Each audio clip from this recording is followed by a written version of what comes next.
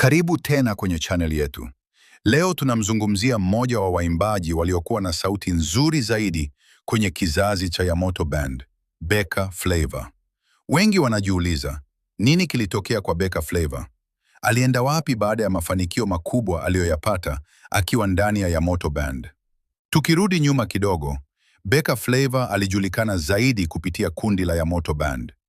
Kundi hili lilikuwa chini ya usimamizi wa mkubwa na wanawe, na lilikuwa na vijana wanne ambao ni Aslay, Beka Flavor, Enoch Bella na Maromboso.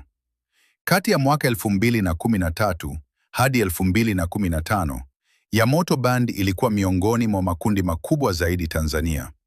Nyimbo zao zilikuwa zikitawala redio, televisheni na mitandao ya kijamii.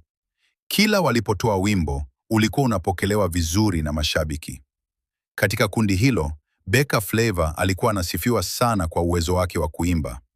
Wengi waliona alikuwa na sauti ya kipekee na uwezo mkubwa wa kufanya live performance. Hata wakati huo, baadhi ya mashabiki walikuwa tayari wanaamini kwamba angeweza kufanya vizuri hata kama angekuwa msanii wa kujitegemea. Lakini kadri mafanikio yalivyokuwa yanaongezeka, tofauti za kimtazamo ndani ya kundi zikaanza kujitokeza.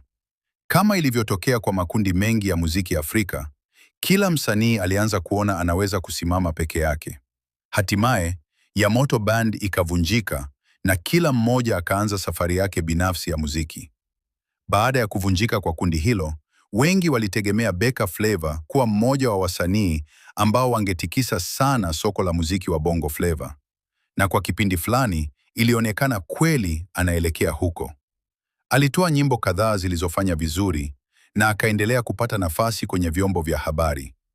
Sauti yake iliendelea kuwavutia mashabiki wengi na watu wakaamini kwamba alikuwa kwenye njia sahihi ya kuwa nyota mkubwa. Hata hivyo, wakati Beka akijaribu kujenga jina lake, baadhi ya waliokuwa wenzake ndani ya Yamoto Band walikuwa wanapiga hatua kubwa zaidi. Aslay alikuwa akitoa hits mfululizo, huku Enoch Bella naye akiendelea kusikika mara kwa mara kwenye muziki. Kadri miaka ilivyokuwa inapita, jina la Beka Flavor likaanza kupungua taratibu kwenye vichwa vya habari. Hakuwa tena kwenye mijadala mikubwa ya muziki kama ilivyokuwa zamani.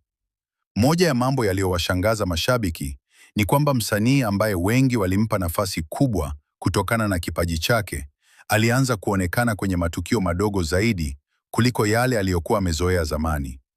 Kuna video mbalimbali zilizowahi kusambaa zikimwonyesha akiperform kwenye kumbi ndogo au matukio ambayo mashabiki waliona hayalingani na kiwango cha msanii aliyewahi kuwa sehemu ya Yamoto Band. Jambo hilo lilizua mjadala mkubwa. Wapo waliosema kuwa hakuna kazi ndogo kwa msanii, lakini wengine waliona kwamba kipaji cha Beka Flavor kilistahili kuwa kwenye majukwaa makubwa zaidi. Wakati huo huo, muziki wa Tanzania ulikuwa umebadilika sana. Kizazi kipya cha wasanii kilikuwa kinaingia kwa kasi, huku ushindani kwenye mitandao ya kijamii ukiwa mkubwa kuliko hapo awali. Katika mazingira hayo, wasanii waliokuwa hawatoi nyimbo mara kwa mara au wasiokuwa na promosheni kubwa walikuwa wanapata ugumu wa kubaki juu ya mchezo. Hilo ndilo lililowafanya baadhi ya mashabiki kuamini kwamba Beka Flavor alishindwa kutumia vizuri nafasi aliyokuwa ameipata baada ya kuvunjika kwa Yamoto Band.